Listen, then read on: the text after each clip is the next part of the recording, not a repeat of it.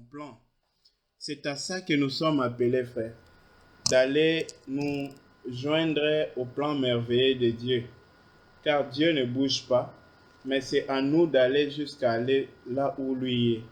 C'est à nous de nous conformer à celui qu'il est tel qu'il est. Oui, béni soit le Seigneur qui nous donne encore ce soir de nous réunir en ces lieux. C'est une grande bénédiction pour nous, bien-aimés, d'être au milieu des frères. Je me sens toujours dans la joie et dans la paix quand nous sommes réunis au milieu des frères pour parler de Christ, parce que c'est lui, bien-aimé, l'essentiel de la vie. Bien-aimé, pour essayer de mettre un point-virgule sur la restauration de l'autel. L'essentiel, comme je le disais tantôt, bien-aimé, c'est Christ. C'est lui l'essentiel. Dans nos vies, frères, peu importe ton métier, peu importe ta classe sociale dans ce monde, comment les gens ou la société te considèrent ou te déconsidèrent. Bien-aimé, peu importe combien de revenus tu as, peu importe celui que tu es. Mais bien-aimé, si Christ n'est pas encore le rocher de ta vie, si Christ n'est pas encore le poids de ta vie, si Christ n'est pas encore l'essentiel de ta vie, lorsque tu te regardes, qu'est-ce que tu as de plus précieux dans ta vie? Qu'est-ce que tu as de plus capital? Bien-aimé, une vie pour laquelle Christ n'est pas encore l'essentiel, cette vie-là n'est pas, bien-aimé, un hôtel restauré. Cette vie-là n'est pas encore un hôtel restauré et ce n'est pas encore une vie qui vit la restauration. La restauration, ce n'est pas, bien-aimé, des mythes ou des cérémonies, c'est Christ vivant dans l'homme. Pas Christ muet dans l'homme, pas Christ lié, incapable de faire un seul mouvement dans l'homme, mais Christ vivant, parlant, agissant dans cet homme. C'est ça la restauration de l'autel. Bien-aimé, quand l'autel est restauré, il y a maintenant des choses qu'on retrouve. Alors aujourd'hui, nous aimerons nous focaliser un peu sur cela. Les fruits de la restauration de l'autel. Lorsque l'autel est restauré, qu'est-ce que nous retrouvons dans la vie de cet homme? Voilà les choses sur lesquelles nous voulons nous attarder aujourd'hui. En même temps, nous aimerons toucher à deux choses pour introduire un peu. Nous allons un peu toucher et voir sur les autels. Nous voyons qu'on nous parle de l'autel de l'Holocauste. Et on nous parle en Apocalypse de l'autel d'or. Or, l'autel de l'Holocauste, Exode 27, verset 1, cela nous parle par rapport à l'autel des reins. C'est l'autel de l'expiation. C'est l'autel bien-aimé pour se purifier. Bien-aimé dans le Seigneur, voici le commencement et voici la fin. Au commencement, il est question de l'autel des reins, mais à la conclusion, frère, c'est que Jean va voir devant le Seigneur dans Apocalypse, le chapitre 3, verset 8. C'est l'autel d'or. Bien-aimé, il y a une raison pour cela. Parce que là, c'est la conclusion, frère. Ce n'est plus le moment de se purifier. C'est le moment de ceux qui se sont purifiés. Or, le temps de s'expier de tout péché, c'est maintenant, frère.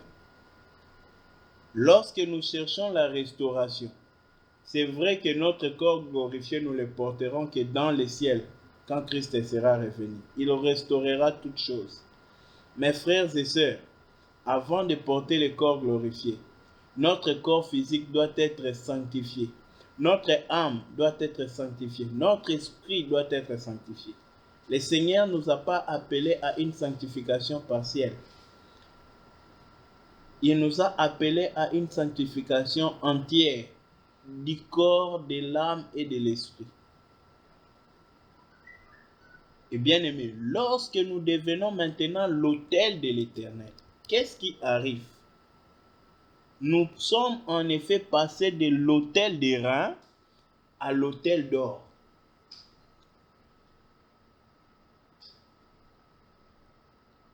Bien-aimé, il y a plusieurs matières premières et on fait plusieurs vases avec différentes matières premières.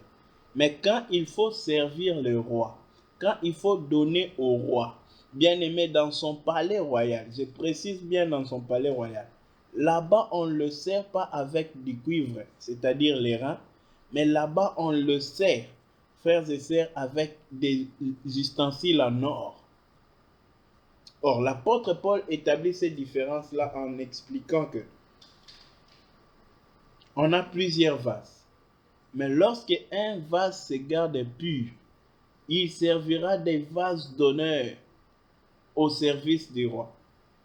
Bien-aimé, dans le ciel, dans le palais de Dieu, c'est là où on ne se sert que des vases d'or. C'est ça les vases d'honneur. Maintenant sur la terre, bien-aimé, c'est le moment de l'autel en airain. Mais dans le ciel, frère, sur l'autel de l'Éternel, c'est d'abord l'autel en or, et ce n'est que de l'or pur et puré qui pourra être là-bas, bien-aimé. Or, nos vies, nous les avons aujourd'hui. Et c'est aujourd'hui que toi et moi, frère, nous devons chercher à nous conformer à l'autel.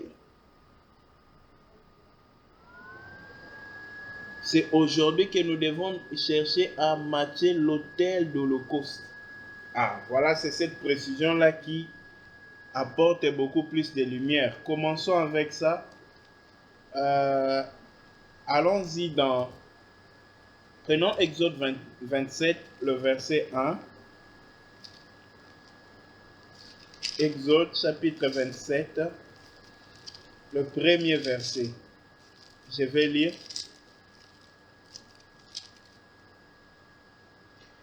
Tu feras l'autel de bois d'acacia, sa longueur sera de 5 coudées et sa largeur de 5 coudées. L'autel sera carré, sa hauteur de 3 coudées. Descendons. Ensuite, il va préciser, tu feras aux 4 coins des cornes qui sortiront de l'autel. Tu les couvriras d'airain. Parole du Seigneur. Lorsqu'il fallait faire l'autel, bien-aimé, on a demandé, ici l'Éternel parle, il oriente Moïse comment l'autel doit être fait. L'autel doit être fait avec le bois d'acacia. Mais l'autel doit être fait recouvert, bien-aimé, de l'airain. Il y avait une raison pour laquelle il fallait que ça soit nécessairement l'airain. Parce que l'autel, c'est ce qui sanctifie l'offrande. Vous allez comprendre pourquoi la bonne offrande de Caïn n'a pas été agréée par l'Éternel. Parce que son cœur, bien-aimé, n'avait pas la conformité à l'ainsi dit de l'Éternel. Or, l'autel dans nos cœurs, frères, c'est la conformité de la parole de Dieu dans nos vies. C'est la conformité ou la pratique de la parole de Dieu dans notre chair. C'est la parole qui est faite chair. Voilà pourquoi Élie, quand il a fini de construire l'autel, il a dit, oh Dieu, exauce-moi, exauce-moi, afin qu'il sache que j'ai fait toutes ces choses par ta parole. Qu'est-ce qu'il avait fait? Il avait restauré l'autel par la parole de Dieu. En effet, l'autel qu'Élie avait remonté, bien aimé, c'était la parole de Dieu pratiquée. C'était la parole de Dieu manifestée. C'était la parole de Dieu, bien aimé, obéie ou pratiquée. C'est ça l'autel que Élie a restauré ou a formé devant tout le peuple. Mais souvenons-nous, frères, avant d'aller plus loin, le but, l'essentiel de l'autel, c'est quoi? Pourquoi Élie a fait l'autel? Pourquoi Élie a recherché l'autel? Pourquoi? La conclusion, la fin de l'autel, c'est quoi, frère? L'autel avait un but, de ramener le cœur du peuple au Dieu véritable. Ainsi, frères et sœurs dans le Seigneur, l'autel, maintenant, ou l'autel bien-aimé, je voulais dire d'airain, ainsi que l'autel d'or, ne consisteront qu'à ramener le peuple bien-aimé au plus proche de Dieu. Maintenant, frère, l'autel d'airain consiste à nous ramener bien-aimés vers Dieu. Mais l'autel d'or sera pour nous garder un Dieu devant sa face pour l'éternité à l'adorer. Or, pour pouvoir arriver là-bas, il faut d'abord finir avec l'autel des reins. Oh bien-aimés dans le Seigneur, c'est pendant que nous sommes ici sur la terre qu'il nous convient d'aller offrir sur l'autel des reins. Or, l'autel n'agrée pas tout sacrifice.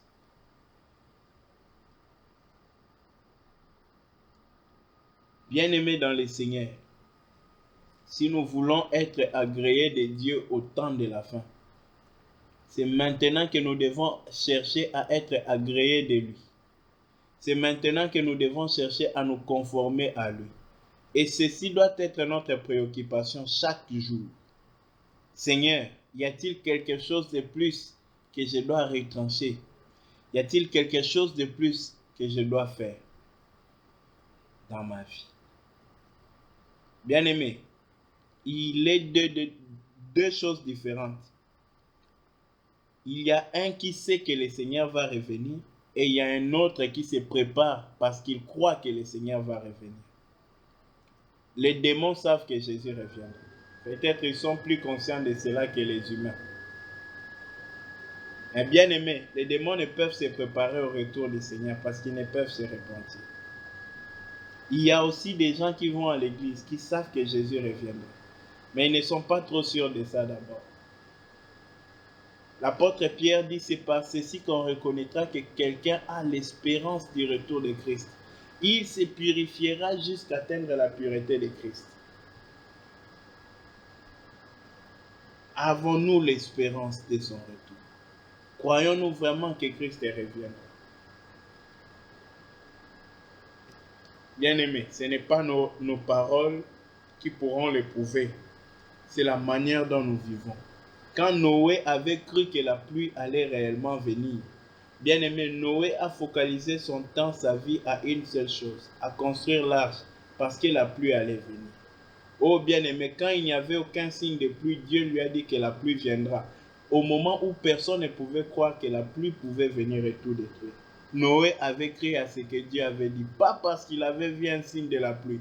Notez bien frère, quand on parle dans Noé, on précise bien qu'après des temps, c'est alors les signes de la pluie ont commencé. Donc au moment où l'Éternel lui parlait, il n'y avait aucun signe de la pluie. Mais il a pris ce que Dieu disait au sérieux, parce qu'il considérait Dieu comme un être sérieux.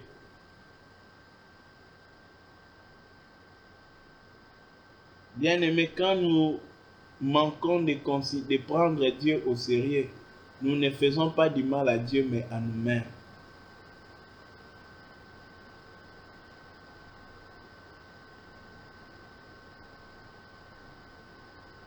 Noé a pris Dieu au sérieux. Par conséquent, il s'est préparé à ce qui allait arriver au temps du déluge. Bien-aimés, si nous croyons au retour de Christ, nous allons nous préparer en conséquence tous les jours. Nous pourrons même tomber auprès des gens qui ne nous aiment pas pour aller réparer avec eux. Oh, il suffit d'avoir la paix avec eux. Bien-aimé, si quelqu'un qui a raté la mort, je me souviens de la plupart des gens qui ont passé un moment très difficile.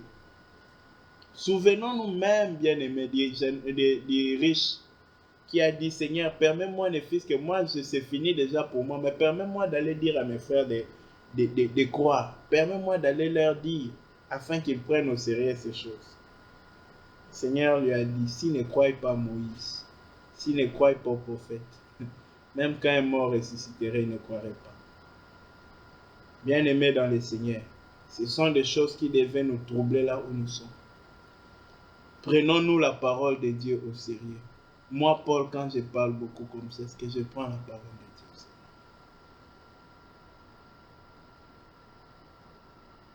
Bien-aimé, ce n'est pas l'affaire de ton voisin, ce n'est pas l'affaire de toi qui écoutes, c'est l'affaire de tout un chacun de nous ici présents. C'est à nous que le Seigneur parle. Prenons-nous ce que l'Éternel dit au sérieux. Ou avons-nous encore le temps pour nous amuser avec ce monde?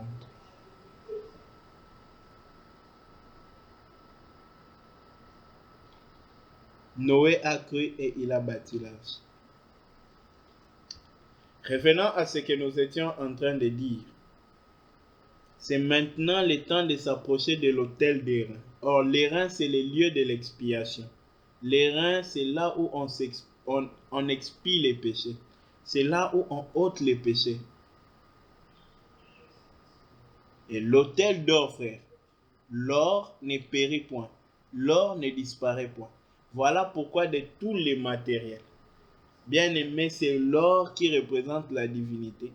Parce que l'or, bien aimé, ne diminue pas.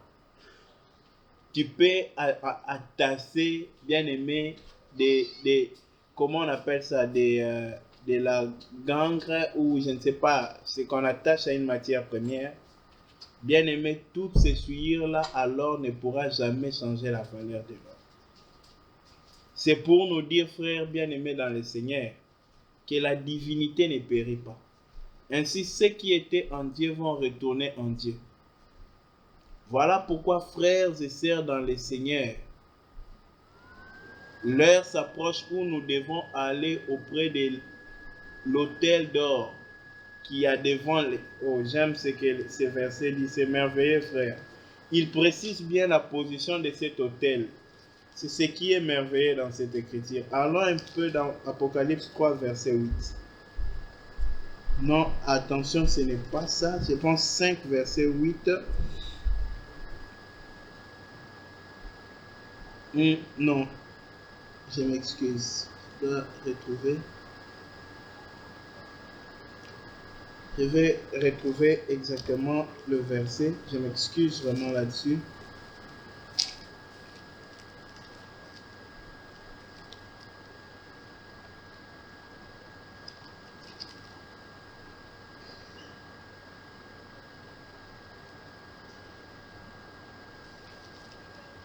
On nous parle de l'autel d'or devant l'Éternel.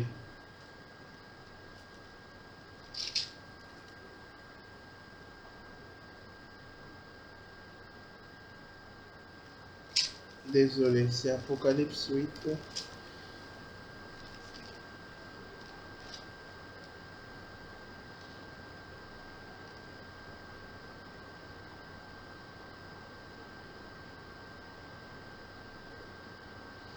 Apocalypse 8, verset 3. Merci.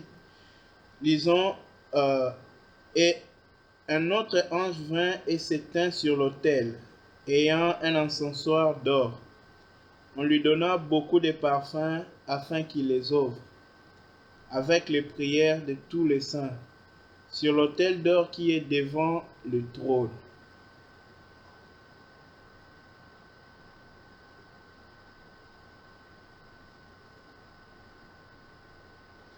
Bien-aimés, voici la position de l'autel d'or. Remarquez que l'autel bien-aimé d'airain n'était pas dans les lieux très saints, mais l'autel d'or est devant l'Éternel. Pas seulement dans les lieux très saints, mais devant l'Éternel. Frères bien-aimés dans le Seigneur, c'est le moment maintenant que nous devons chercher à réparer avec Dieu et avec tous les hommes. Si nous désirons et nous espérons être bien-aimés, dignes de lui ce jour-là, aurons-nous honte d'élever nos yeux pour regarder Christ en ce jour? Y a-t-il un prix qu'on peut payer maintenant pour que ce jour-là, frère, même si on aura souffert maintenant, que ce jour-là, quand on lèvera nos yeux pour lui regarder face à face, que ce soit avec fierté et honneur d'avoir souffert pour lui? C'est maintenant, frère. Ne nous conformons pas au monde. Ne cherchons rien dans ce monde. Ce monde est en train de vite passer. C'est comme quand il y a les élections présidentielles et tout. Quand un président, son mandat est déjà fini, quand tous ceux qui sont autour de lui voient que sa présidence est déjà passagère, toute son équipe fuit. Ils vont s'attacher à l'autre groupe. Ils ont vu qu'il n'est plus essentiel. Ce n'est que nous, les chrétiens, qui ne nous rendons pas compte que ce monde bien-aimé est en train de passer. Même les politiciens fuient leur parti politique ou mouvement politique parce que l'époque de ce mouvement est passée. Bien-aimés, ouvrons nos cœurs, ouvrons nos yeux. Le monde dans lequel nous vivons est déjà passé. Les choses de ce monde sont déjà passées. Ne rendons pas actuel ce monde plus que lui-même le monde ne l'est. Ce monde est conjugué au passé. C'est l'apôtre Pierre qui le dit, c'est pas moi. Frères et sœurs dans le Seigneur, focalisons-nous sur les choses qui demeureront. Notre vie sur la terre n'est comme une goutte. L'éternité, c'est comme l'océan. Allons-nous perdre l'océan pour gagner une goutte, frère? S'il y a quelque chose que nous étions en train de vivre, de faire et de passer que nous savons qui n'est pas en accord avec l'Éternel, qui encore continue à rendre l'Éternel triste. Bien-aimés, ce soir, que le Seigneur interpelle le cœur de l'un et de l'autre, que le Saint-Esprit convainque le cœur de l'un et de l'autre, à ce que nous puissions replier, bien-aimés, de tout ce que nous pouvions être, nous pouvions faire autrefois, ou que nous manquions de faire. Parce que le péché, ce n'est pas seulement ce qu'on fait, c'est même ce qu'on omet de faire. Que le Seigneur nous aide. Donc, on va essayer maintenant de nous focaliser sur une chose. Les fruits, bien-aimés, de la restauration de l'autel. Qu'est-ce qui se passe lorsque l'autel est restauré? Nous allons ici voir deux autels. L'autel et l'autel. Parce que c'est important. Allons dans Ésaïe, chapitre 6, verset 6. Vous allez me demander, mais de quoi ce frère il parle? L'autel et l'autel. Là, il y avait deux autels, frère.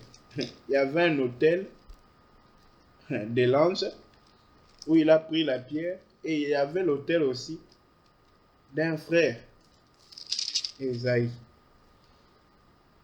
Ici, il s'agit du prophète qui s'est tenu devant de l'Éternel pour invoquer Dieu et qui allait auprès des hommes pour leur parler.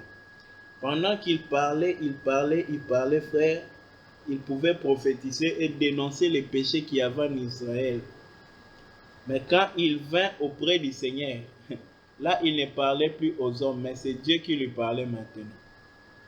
Bien-aimés, écoutons ce qui va se passer. C'est lorsque Ésaïe fut emporté et il alla au devant de l'Éternel. Là-bas, frère, il faut faire attention. Au devant de l'Éternel, pour y arriver, il faut d'abord passer par l'autel des rats. Mais quand il s'est approché du Seigneur, frère, écoutons ceci. Il témoigne lui-même d'abord, avant qu'on aille plus loin, commençons par 5 s'il vous plaît. Il dit, alors j'ai dit, malheur à moi, je suis perdu, car je suis un homme dont les lèvres sont impures. J'habite au milieu d'un peuple dont les lèvres sont impures. Et mes yeux ont vu le roi, l'Éternel des armées. Mais l'un des séraphins vola vers moi, tenant à la main une pierre ardente qu'il avait prise sur l'autel avec des pincettes. Il en toucha ma bouche et dit, ceci a touché tes lèvres, ton iniquité est enlevée et ton péché est expié. Parole du Seigneur. Bien-aimés dans le Seigneur, c'est ici un grand mystère. D'abord, c'est ce qu'on explique souvent, que quelqu'un ne se rend pas compte de sa souillure, qu'il est impur, qu'il est souillé, tant qu'il se regarde lui-même ou il regarde un autre homme. Oh bien-aimé, il pourra se glorifier de lui. C'est comme un prédicateur, Paul Washer, est en train de demander, il demande quelle est la différence entre Adolf Hitler et toi et moi maintenant. Pensez-vous que votre chair est un peu bonne ou votre cœur est un peu meilleur que celui d'Adolf Hitler? Bien-aimé, pourquoi à chaque fois la recherche est d'aller toucher au cas extrême? C'est pour nous dire que l'homme n'est que mauvais. Dans le cœur de l'homme, il n'y a que de mauvaises choses. Il n'y a rien de bon dans l'homme. Bien-aimé, tout ce qu'il y a de bon en toi ou dans tout autre homme, c'est le reflet de l'image de Dieu dans cet homme-là. de ce qui est que de l'ordre. Il n'y a rien de bon dans l'ordre. Il n'y a rien de bon, pour être précis, en toi et en moi, tels que nous sommes là. Même pas une goutte de bon. Tout ce qui peut être bon n'est qu'en Dieu lui seul. Et si cela se révèle en nos frères, c'est les reflets de la bonté de Dieu qui se visualise ou se révèle par toi et moi. Bien-aimé, cela nous aidera d'abord à une chose, à prendre, parce que rien de bon est en moi. Je dois maintenant examiner moi continuellement. Parce que rien de bon est en moi, je dois finir tout ce qui n'est pas bon en moi. À cause de cela, je ne perdrai pas le temps sur autrui. Je vais veiller sur moi-même. Et le principe de Christ, il dit que celui qui voit la poutre dans son œil, comment peut-il voir la paille dans l'œil de son prochain? Qui ne voit pas la poutre dans son œil. Mais celui qui ôte la paille dans son œil, il verra clairement. Son œil pourra voir maintenant mieux et il pourra maintenant voir la poutre dans l'œil de son frère. Les gens pensent que pour aider les autres bien-aimés, il faut d'abord parler et voir le mal des autres. Non. C'est lorsque nous-mêmes nous sommes sincères devant Dieu en regardant notre mal. C'est là que nous arrivons pas seulement bien-aimés à voir le mal des autres, mais à les aider à ôter leur mal. C'est lorsque nous-mêmes, nous avons vu notre mal. Nous nous sommes repentis de cela. Nous prenons cela au sérieux. Quand nous avons pu nous en débarrasser, nous devenons capables d'aider les autres à s'en débarrasser. Voilà pourquoi le Seigneur Jésus, pour parler sur comment observer la parole de Dieu, il ne va pas dire allez prêcher-leur, dites-leur de faire. Il dit enseignez-les à observer ce que j'ai dit, ce que j'ai commandé. Enseignez-leur à observer. Comment il y a une différence entre enseigner ce que j'ai dit et enseigner à observer. C'est-à-dire apprenez-leur à faire ce que j'ai dit. C'est ce que Jésus disait en fait. Enseigner à observer, c'est montrer comment pratiquer la parole de Dieu. C'est à ça que le Seigneur a appelé tous ses fidèles. Comment on enseigne à quelqu'un à nager? Ce n'est pas en restant hors, bien-aimé, de la cuve ou de la piscine. C'est en descendant, en se trempant soi-même dans l'eau. Et c'est comme ça qu'il faut enseigner. Voilà pourquoi, frère, ici nous voyons Ésaïe lui-même aller au-devant de Dieu. C'est là-bas la parole de Dieu. C'est là-bas que Dieu nous exhibe d'abord nous-mêmes.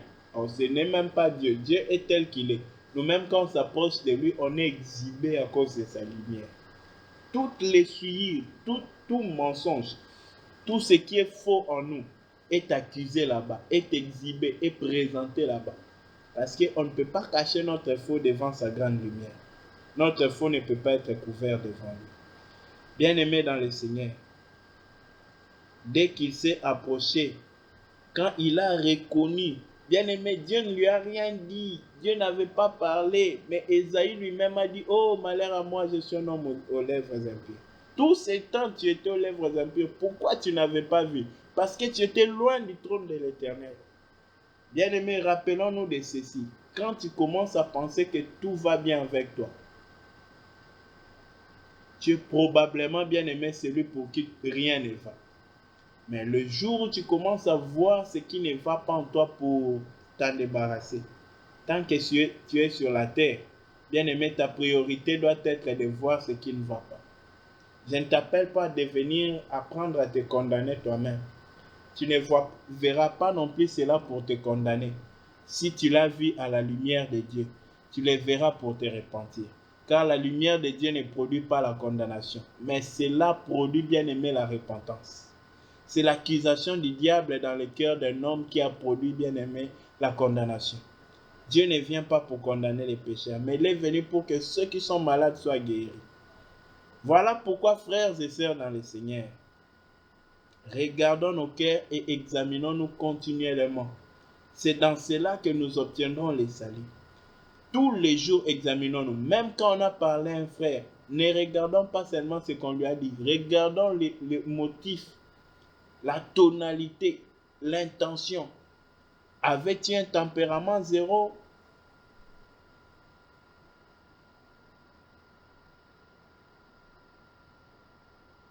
Je peux par exemple parler au frère Olivier. Est-ce que quand je lui parlais là, j'ai parlé avec un bon tempérament? Est-ce que je lui ai dit ce qu'il fallait dire? Je n'ai pas ajouté un mot au-delà qui est blessant ou désagréable. Même si ce que je disais est bon. Bien aimé, ce n'est pas ce qu'on dit qui est l'essentiel. C'est la manière dont on le dit. Voilà pourquoi, frères et sœurs dans le Seigneur, marchons devant la face de l'Éternel. Nous allons facilement nous débarrasser de nos souillures. Pas parce que nous pouvons, pas parce que nous voulons, mais parce que la présence de l'Éternel ne te gardera pas tel que tu es. La présence de l'Éternel t'imposera les changements, la purification, la transformation, le renouvellement. Bien-aimé, ce n'est pas dans ce que tu es, ce n'est pas dans ce que je suis, ce n'est pas même en ces lieux. C'est lorsque tu es face à l'Éternel, tu ne peux pas rester le même. Je ne peux pas rester le même. Bien-aimé, c'est la présence de l'Éternel qui t'échange, qui m'échange. Allons nous exhiber devant sa présence. Il nous guérira. C'est vrai qu'il peut nous blesser là-bas, mais il nous guérira certainement. Bien-aimé, l'autel. Lorsqu'on approche le véritable autel, on ne rentre jamais de cet autel-là souillé. Quelle est notre part, nous, en tant qu'autel? J'avais parlé de deux autels. Le premier autel là, c'est l'autel d'où on a tiré, bien aimé, la pierre.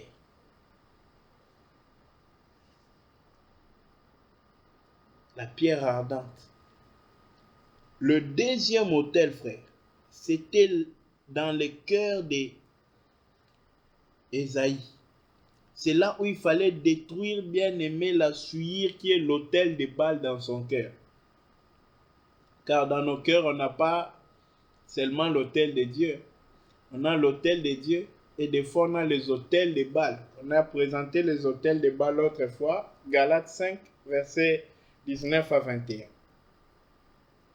Bien-aimé, quand l'autel a vu, quand il s'approchait de l'autel véritable, c'est l'autel qui est la parole de Dieu, qui est Christ, qui va maintenant accuser l'imperfection en lui. Et il va maintenant purifier son autel. Bien-aimé, la restauration de l'autel n'est pas terrestre, elle est céleste.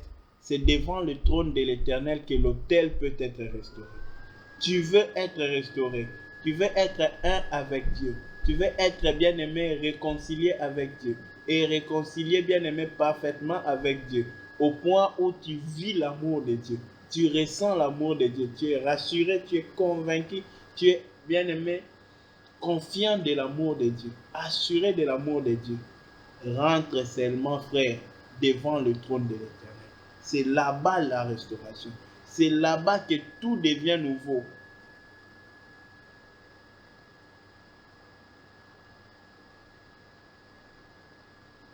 Voilà pourquoi devant le trône du Seigneur, il y a un cantique nouveau. Pourquoi il y a un cantique nouveau dans les cieux? Parce que c'est le lieu de renouvellement. Là-bas, tout est nouveau. Là-bas, il y a un nouveau ciel et une nouvelle terre. Bien-aimé, c'est là-bas le lieu de la restauration de la terre. C'est là-bas que nous sommes transformés.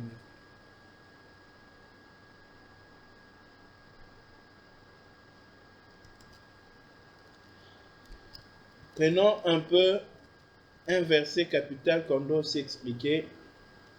1 Corinthiens 9, verset 13. On nous parle là de l'autel et on nous parle de ceux qui ont part à l'autel.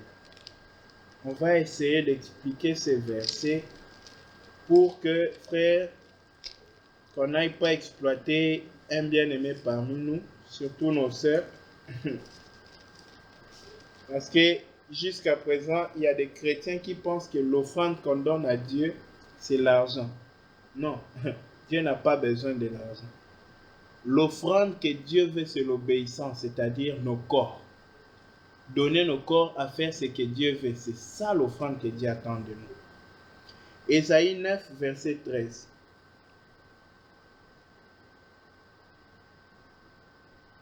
Ne savez-vous pas que ceux qui remplissent les fonctions sacrées sont nourris par le temple? Que ceux qui servent à l'autel ont part à l'autel.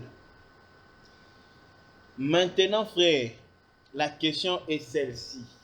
Ceux qui ont part à l'autel, ceux qui servent à l'autel, ont part à l'autel. C'est quoi l'autel? C'est quoi avoir part à l'autel?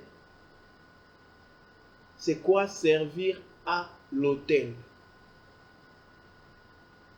On a expliqué que l'autel, c'était la pratique, la mise en pratique de la parole du Seigneur. Maintenant, servir à l'autel, c'est quoi? Celui qui médite la parole de Dieu sert à l'autel. Celui qui écoute la parole de Dieu sert à l'autel. Celui qui prêche la parole de Dieu sert à l'autel. En effet, on ne peut pas prêcher la parole de Dieu sans l'écouter. Il n'y a que des audacieux, frère, qui osent le faire. Voilà pourquoi, frère, on doit écouter la parole pour la prêcher.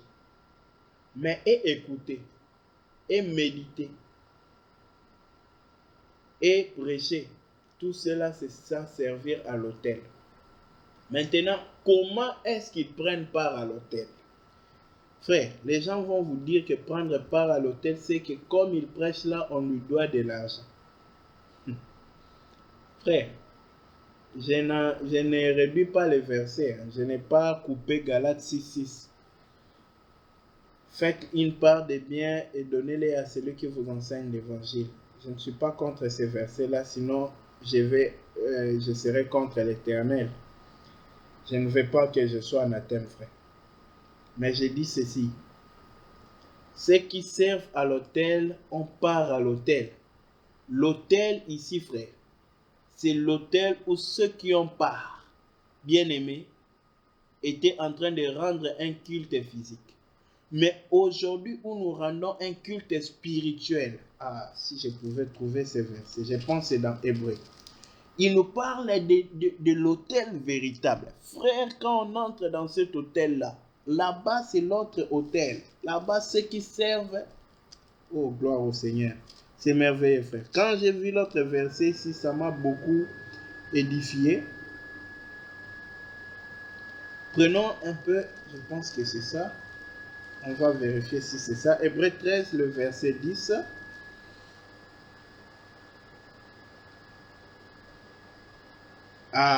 Béni soit le Seigneur. Hébreu 13, verset 10. Nous avons un autel dont ceux qui font le service au tabernacle n'ont pas droit de manger. Attention, frère. Ici, il parle de l'autel en Christ. Bien-aimé, l'autel dans lequel nous servons dans la nouvelle alliance, ce n'est plus l'autel de Moïse. J'ai béni le Seigneur pour Hébreu parce qu'il vient compléter les versets de 1 Corinthiens. Bien-aimé, quand on parle de prendre part à l'autel, c'est quoi avoir part? Si nous avons un autel dont ceux qui font les services au tabernacle n'ont pas le pouvoir de manger. Prendre part à l'autel. Servir à l'autel implique prendre part à l'autel. Quelle est cette part-là? C'est ça la question. La part là, frère, c'est la divinité qu'il y a dans l'autel. Car l'autel, frère, c'est en airain. L'autel, virgule, c'est en or. Or, l'autel, frère, j'ai bien précisé ça avant. L'airain, c'est terrestre. Mais l'or, c'est céleste, c'est devant le trône de l'Éternel. Frère, lorsqu'on entre dans les tabernacles célestes, là-bas, frère, on n'a plus part.